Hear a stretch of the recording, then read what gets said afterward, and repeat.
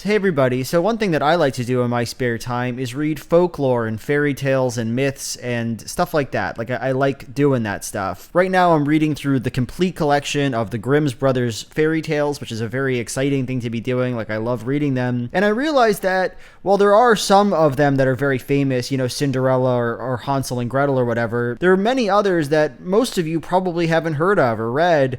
And today I just wanted to share with you one that I really liked that you probably haven't heard, called The Devil with the Three Golden Hairs. I'm just going to read you the story with limited visuals, and if you enjoy this, then have fun. Also, I'll give a little commentary where I feel it's appropriate. I feel like that's in keeping with the oral tradition that these stories represent. Thank you. There was once a poor woman who gave birth to a little son, and as he came into the world with a caul on, a caul is like a thin membrane that babies can occasionally be born with. I'll put an image on the screen. It was predicted that in his 14th year, he would have the king's daughter for his wife. It happened that soon afterwards, the king came into the village, and no one knew that he was the king, and when he asked the people what news there was, they answered, "A child has just been born with a caul on. Whatever anyone so born undertakes turns out well. It is prophesied too that in his 14th year he will have the king's daughter for his wife." The king, who had a bad heart and was angry about the prophecy, went to the parents and, seeming quite friendly, said, "You poor people, let me have your child and I will take care of it." At first they refused, but when the stranger offered them a large amount of gold for it, and they thought, "It is a child of good fortune and everything must turn out well for it," they at last consented and gave him the child. The king put him in a box and rode away with it until he came to a deep piece of water. Then he threw the box into it and thought, "I have freed my daughter from her undesired suitor." From her undesired suitor. From his undesired suitor, right? So good. The box, however, did not sink, but floated like a boat, and not a drop of water made its way into it, and it floated to within 2 miles of the king's chief city, where there was a mill, and it came to a halt at the mill dam. A miller's boy, who by good luck was standing there, noticed it and pulled it out with a hook, thinking that he had found a great treasure, but when he opened it, there lay a pretty boy inside, quite fresh and lively. He took him to the miller and his wife, and as they had no children, they were glad and said, "God has given him to us." They took great care of the foundling, and he grew up in all goodness. It happened that once in a storm, the king went into the mill, and he asked the mill folk if the tall youth were their son. "No," answered they, "he's a foundling. 14 years ago, he floated down to the mill dam in a box, and the mill boy pulled him out of the water." Then the king knew it was none other than the child of good fortune, which he had thrown into the water, and he said, "My good people, could not the youth take a letter to the queen? I will give him 2 gold pieces as a reward." "Just as the king commands," answered they, and they told the boy to hold himself in readiness. Then the king wrote a letter to the queen, wherein he said, "As soon as the boy arrives with this letter, let him be killed and buried, and all must be done before I come home." The boy set out with this letter, but he lost his way, and in the evening came to a large forest. In the darkness he saw a small light. He went towards it and reached a cottage. When he went in, an old woman was sitting by the fire quite alone. She started when she saw the boy and said, "Whence do you come from, and whither are you going?" "I come from the mill," he answered, "and wish to go to the queen, to whom I am taking a letter. But as I have lost my way in the forest, I should like to stay here overnight." "You poor boy," said the woman, "you have come into a den of thieves, and when they come home, they will kill you." "Let them come," said the boy. "I am not afraid, but I am so tired that I cannot go any farther." And he stretched himself upon a bench and fell asleep. Can you imagine? You're gonna die. You're gonna die because of the thieves.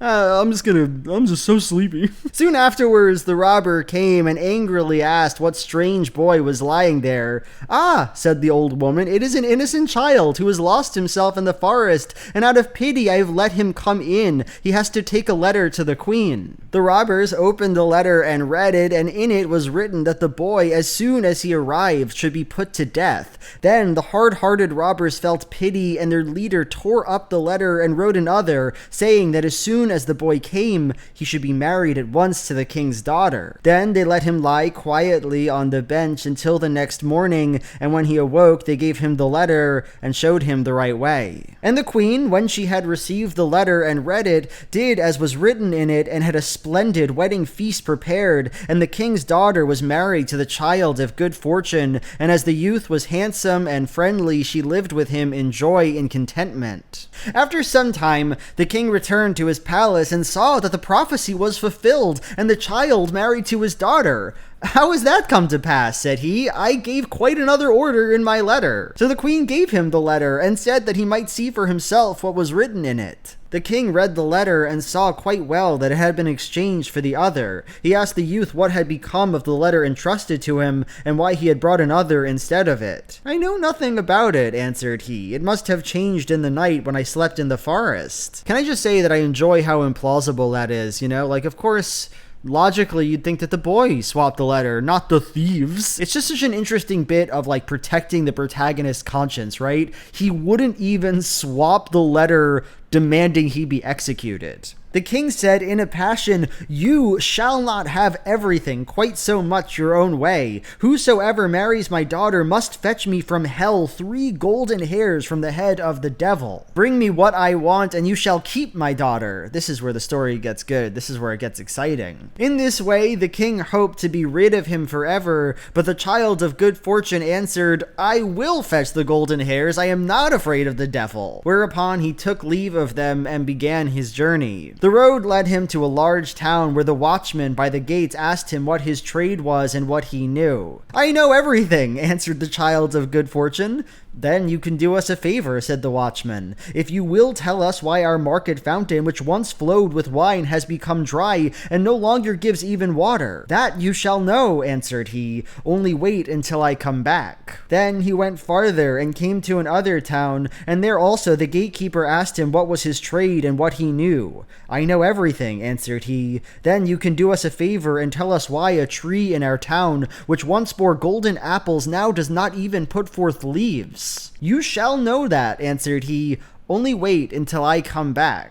Then he went on and came to a wide river over which he must cross. The ferryman asked him what his trade was and what he knew. "I know everything," answered he. "Then you can do me a favor," said the ferryman, "and tell me why I must always be rowing backwards and forwards and am never set free." "You shall know that," answered he. "Only wait until I come back." So that's the first line in the story that really moved me when I read it. Like, the other two people were asking, why does this thing that used to work in my life no longer work?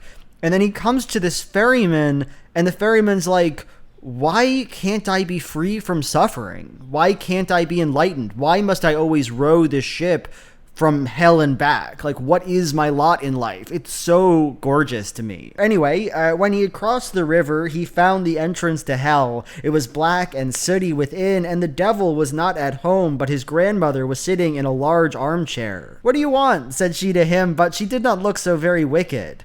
"I should like to have 3 golden hairs from the devil's head," answered he, "else I cannot keep my wife." "That is a good deal to ask for," said she. "If the devil comes home and finds you, it will cost you your life, but as I pity you, I will see if I cannot help you." I like the idea that the devil has a grandma and she's nice. That is so cute. She changed him into an ant and said, "Creep into the folds of my dress. You will be safe there." "Yes," answered he, "so far so good, but there are 3 things besides that I want to know. Why a fountain which once flowed with wine has become dry and no longer gives even water, why a tree which once bore golden apples does not even put forth leaves, and why a ferryman must always be going backwards and forwards and is never set free." "Those are difficult questions," answered she, "but just be silent and quiet and pay attention to what the devil says when I pull out the 3 golden hairs." As the evening came on, the devil returned home. No sooner had he entered than he noticed that the air was not pure. "I smell man's flesh," said he. "All is not right here." Then he pried into every corner and searched, but could not find anything. His grandmother scolded. "It has just been swept," said she, "and everything put in order, and now you are upsetting it again. You have always got man's flesh in your nose. Sit down down and eat your supper." When he had eaten and drunk, he was tired and laid his head in his grandmother's lap and told her she should louse him a little. It was not long before he was fast asleep, snoring and breathing heavily. Then the old woman took hold of a golden hair, pulled it out, and laid it down beside her. "Oh," cried the devil, "what are you doing?" "I have had a bad dream," answered the grandmother, "so I seized hold of your hair." "What did you dream then?" said the devil. "I dreamt that a fountain in a marketplace from which wine once flowed was dried up, and not even water would flow out of it." What is the cause of it? She's asking the devil to interpret her dreams. How provocative. Like, I know they're not actually dreams, but he thinks they are, right? Yet the difference between reality and dream to the devil is like illusory. Or rather, it doesn't really matter whether the question is asked about reality or about a dream. It has the same answer. I find that very interesting. "Oh ho, if they did but know it," answered the devil. "There is a toad sitting under a stone in the well. If they killed it, the wine would flow again." The grandmother loused him again until he went to sleep and snored so that the windows shook. Then he pulled the second hair out. "Ha, what are you doing?" cried the devil angrily. "Do not take it ill," said she. "I did it in a dream." "What have you dreamt this time?" asked he. "I dreamt that in a certain kingdom there stood an apple tree which had once borne golden apples, but now would not even bear leaves. What do you think was the reason?" "Oh, if they did but know," answered the devil. "A mouse is gnawing at the root. If they killed it, they would have golden apples again. But if it gnaws much longer, the tree will wither altogether. But I have had enough of your dreams. If you disturb me in my sleep again, you will get a box on the ear. Pop, pop." The grandmother spoke gently to him and picked his lice once more until he fell asleep and snored. Then she took hold of the third golden hair and pulled it out. The devil jumped up, roared out, and would have treated her ill if she had not quieted him again and said, "Who can help bad dreams?" "What was the dream then?" asked he, and was quite curious. "I dreamt of a ferryman who complained that he must always ferry from one side to the other and was never released. What is the cause of it?" "Ah, the fool," answered the devil. "When anyone comes and wants to go across, he must put the oar in his hand, and the other man will have to ferry, and he will be free." As the grandmother had plucked out the 3 golden hairs and the 3 questions were answered, she let the old devil alone, and he slept until daybreak. When the devil had gone out again, the old woman took the ant out of the folds of her dress and gave the child of good fortune his human shape again. "These are the 3 golden hairs for you," said she. "What the devil said to your 3 questions, I suppose you heard." "Yes," answered he, "I heard, and will take great care to remember. You have what you want," said she, "and now you can go on your way." He thanked the old woman for helping him in his need and left hell well content that everything had turned out so fortunately. Yeah, it really did, right? When he came to the ferryman, he was expected to give the promised answer. "Ferry me across first," said the child of good fortune, "and then I will tell you how you can be set free." And when he had reached the opposite shore, he gave him the devil's advice.